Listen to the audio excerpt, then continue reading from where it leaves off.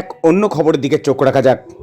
1 থেকে 2 দিনের সদ্যজাত শিশুকে ধান খেতে ফেলে দিয়ে যায়। আজ সকালে স্থানীয় বাসিন্দারা সেই শিশুর ক্ষতবিক্ষত দেহ দেখতে পায়। এলাকার মানুষের অনুমান, সদ্যজাত ওই শিশুকে শেয়ালের কামড়েই মৃত্যু হয়েছে বলে মনে করেছেন। এই ঘটনায় রীতিমতো চাঞ্চল্য ছড়িয়েছে এলাকায়। ঘটনাটি গাংনাপুর থানার ঘোলা বিলধার পাড়া এলাকার। এরপর গাংনাপুর থানার খবর দিলে পুলিশ এসে সেই সদ্যজাত শিশুর মৃতদেহ উদ্ধার করে ময়না তদন্তের জন্য রানাঘাট পুলিশ মর্গে পাঠায়। তবে কে বা কারা এইভাবে একটি সদ্যজাত শিশুকে ফেলে দিয়ে গেল তা জানা যায়নি। ময়না তদন্তের পর জানা যাবে শিশুর মৃত্যুর কারণ।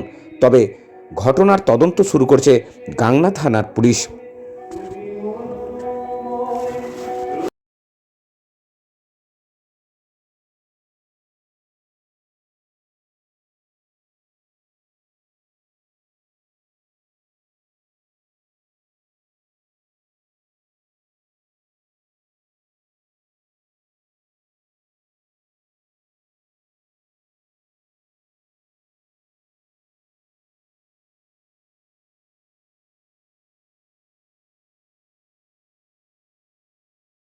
যার পরে দেখলাম যে একদম একটা সদ্যজাত শিশু, মানে জন্ম নেওয়ার 2 থেকে 1 দিন হয়েছে।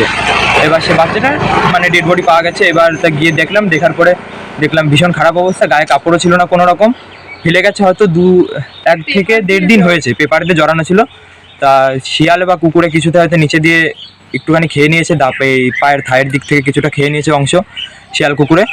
এবার তা দেখার পরে সঙ্গে সঙ্গে পুলিশকে ফোন করা হলো। তা ঘন্টাখানেক 40-45 মিনিট পরে পুলিশ আসলো। আসার পরে দেহটা উদ্ধার করে নিয়ে গেল।